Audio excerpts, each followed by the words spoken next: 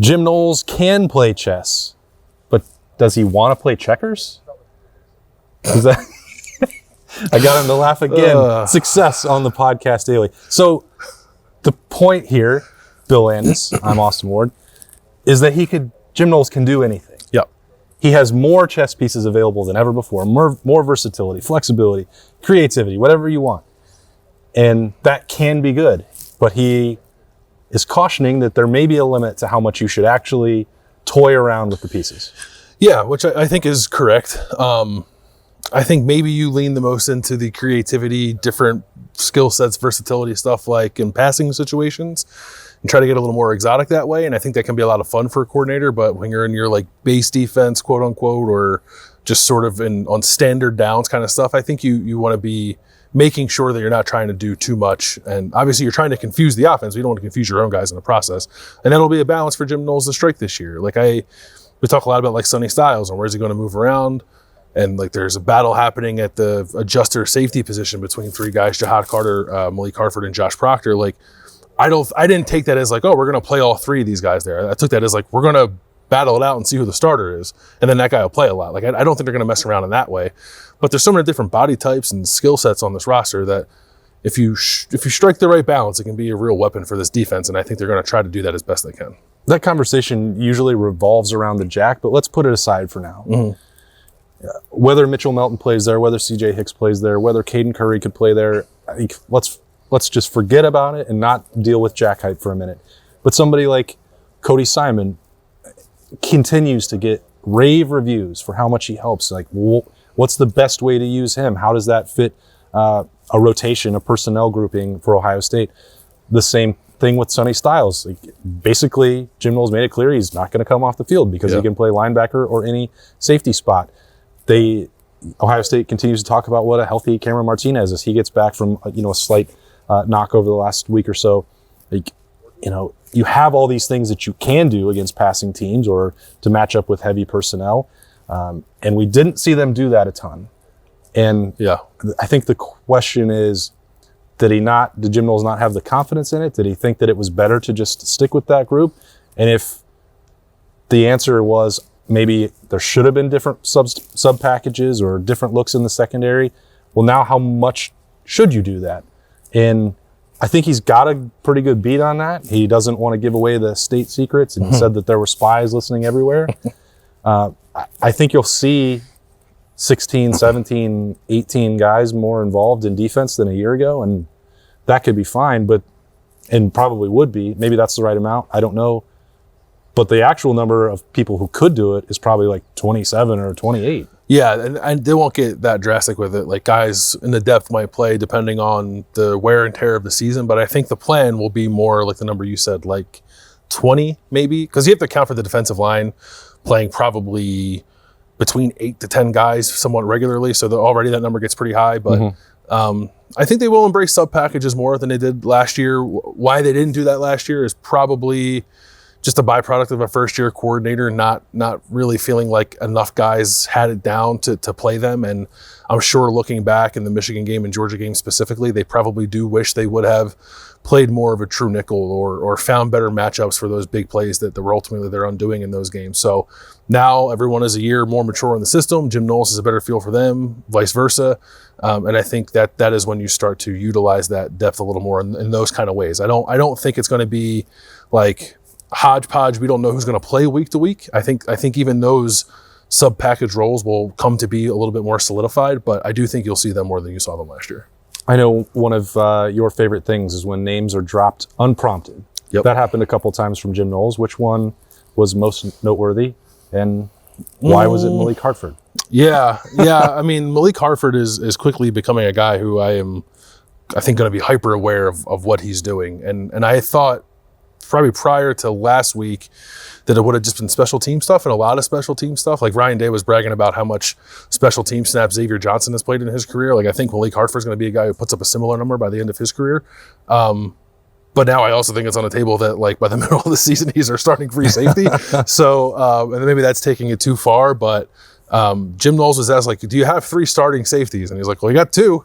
And then Lathan Ransom and Sonny Styles, and then we'll figure out the third spot. And I would have assumed, and it probably will be the case, that Jahad Carter starts there, I would think, against Indiana in the opener less than 2 weeks from now. So, but Malik is making a move, and we've heard his name. Like, we heard it back in the spring. Lost his black stripe early. It does seem like he got here, hit the ground running, and really hasn't stopped. What that means for him, I don't know, but definitely someone we should be paying attention to.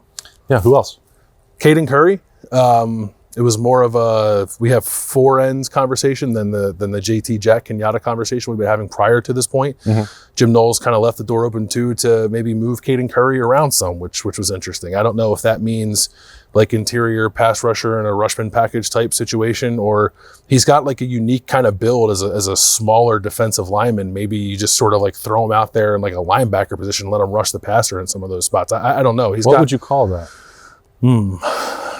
We call it the Jimmy. Oh, the Jimmy. Call it the Jimmy or the Josh. Not the Jack. Not the Jack. Okay, got it. But just like that, he is part of the plan. It sounds like when maybe the thought prior to talking to Jim Knowles on Monday was like they're going to try to get him snaps, but more reserve snaps. Like now my mind has slipped on that. Like they're going to try to play him in real moments. Yeah, and then there's also the potential that you could move him around in Rushman packages and see what happens there. I would think the way that Jim Knowles described it, it was like he's probably not the guy that you want out for run stopping, which is like about as direct as any coach can be about it, but that you can get a lot of value out of that against teams that are going to throw or in passing downs, which I think was telling. And it's another example of what we're talking about here. Like Ohio State is obviously going to have to sub on the defensive line over the course of the year. And I'm also, I understand the irony of saying, well, here's a package, a sub package that you can use Caden Curry for in a specific situation. But I think this is what I tried to ask Larry Johnson on Thursday of last week. Like, is it a matter of situational substitution and rotation? And he, didn't really want to have that conversation. But I feel like you can do it as long as you have a clear plan and you're not going into a game where it's like, well, we have 25 different things on the menu, and we'll just see what works in any given moment. I think you have to, at least, and it works for the defensive coordinator's sanity, also for the players, so that they know what they have to go execute, and you're not trying to put all 25 ideas in their head at the same time. I think that's where the idea of streamlining comes in, and we heard it a lot with Sonny Styles. I think that is off the table because he's just going to play all the time now. The streamline is straight to the field. Yeah, but I think like with a guy like a Caden Curry or probably a CJ Hicks, I don't know, maybe like a Jair Brown, someone like that. Some of these younger guys who we see moving around the defense a little bit might have like hyper-specific roles within the defense, which I think is best for them probably at this juncture of their career. If they get beyond that, get over their skis, try to make them do too much, I think that is when you encounter problems. I think that's what happened a little bit at the end of last year. You had 11 guys basically playing and like trying to do everything at once. Like, what if you take that off of Lathan Ransom's plate, for example, and you have like a true nickel who knows that's when get that matchup of that kind of guy in the slot against Georgia, that's my job to go cover him. I think ultimately that can yield better results for the defense as long as they don't get too carried away with it.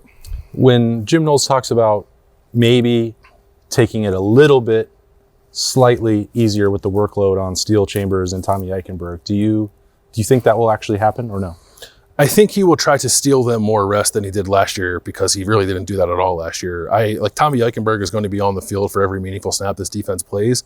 And I would venture to guess that Steele Chambers will probably be on the field for like 90% of them because I think they've both earned that. But I mean, I know there's a lot of fans who think like you can look at the scores of some of these games, right? They're lopsided in a way that you should have played younger guys more last year and kept those guys healthier. Maybe Tommy still ends up breaking both his thumbs either way. But I think that's the kind of thing he's talking about. I think there's a little more room probably to rotate on more high leverage snaps with Steele at the will linebacker position than there is with Tommy and Mike. I don't want him off the field. He's the heart and soul of the defense and perhaps even the heart and soul of the team.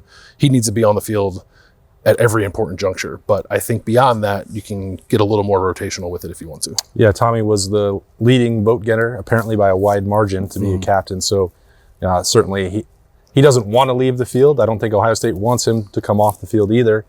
Sometimes there's that element of you got to pull the reins a little bit. And, again, it makes Larry Johnson's point. If you're playing 15 games, you shouldn't be asking your top end guys to play every single snap. But the ones that matter, you want JT Tuimoloau and Jack Sawyer and Tommy Eichenberg and, Denzel Burke and Lathan Ransom on the field. Like you can't afford to not have them out there, because if you lose the game and they're on the sideline, again, that's a pretty wild hypothetical that if the game's on the line, they wouldn't be out there, but you have to have them in those moments, and you have to settle on who those 11 and 12 guys are, even if you have the ability to play more. I think that's what makes a guy like Cody Simon really important for the defense. Like a lot of times when we have this kind of conversation, we're talking about ways to get young guys reps, but I think even like last year in the first half of a game, Tommy was playing, I think, no matter what. Mm-hmm. This year, if you find yourself in a game where you're up like 2-3 scores and you think you might be able to pull back a little bit, at least defensively, you want to take Tommy off the field, well, then you have Cody's in his 4th year. He has started. He's played a lot. Like a lot of teams don't have a guy like that they can just like throw out there to spell their starting middle linebacker. But Ohio State has that luxury with a guy like Cody Simon. So he'll play the Sam when they want to use that 3 linebacker look a lot. But I think the combination of Cody and CJ Hicks, and you probably throw Gabe Powers into that mix, maybe Reed Carrico, Arvell Reese, if they decide they want to play him at linebacker as a true freshman. Like there's enough there to work in bodies to try to keep Tommy and Steele fresh for the duration of the season. Both Ryan Day and Jim Knowles were like, we think that the depth at defensive end is way better than anticipated. Mm-hmm. And that sounds like hard to believe when you lost Amari Abor from that group due to injury, and he's going to be out most likely for the entire year with that setback and surgery. And it didn't sound like Ryan Day expected that to happen, but they feel much better about that than I think they anticipated. I think that is Caden Curry, for all the reasons we discussed. It's Kenyatta Jackson like making a serious push, I think, to be a dude for this defense. And also Jack Sawyer becoming increasingly more comfortable by the day now that he is solely focused on defensive end. And he was silver bullet of the day for 2 practices in a row. And Jim Knowles said that like he's been steady throughout camp. And then lately Jack's just like taking it to another level where he's really becoming a consistent game wrecker. So if you have those 3 guys kind of doing that stuff, and then JT, who like at his floor is like 2nd team All Big Ten, like, and his ceiling is like unanimous All American. Like you think what you're going to get out of him. So I understand why they feel that way, and I think it speaks to too some of the stuff we talked about with the rotation and the defensive line. I think the baseline level of play is going to be significantly better than it was last year. Mm-hmm. So you don't notice that precipitous drop off that it felt like we were seeing at times when they did rotate up front. Yeah, the floor is going up, and so is the ceiling. I mean, I think you've been bullish about this group all along, and now, especially with what you're talking about with Jack Sawyer, I mean, for Jim Knowles to say dominant, yes, it's practice. Yes, you have to go out and actually do it against Indiana, Notre Dame in September to validate that, but those aren't words that are just thrown around pretty casually in this building. I have, and I'm not alone in this feeling. Like I thought the defense was going to be pretty good this year for a while now because of all the guys they had coming back. I am now trending to like, they're going to be awesome.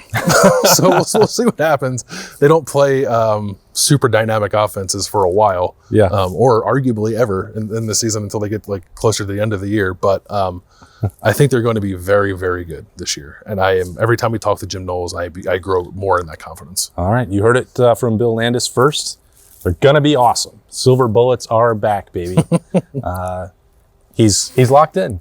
Some bold predictions. Those are coming soon, but can't wait. I think you already know that he's going to make some about the defense when we get to that point on the podcast later on this week.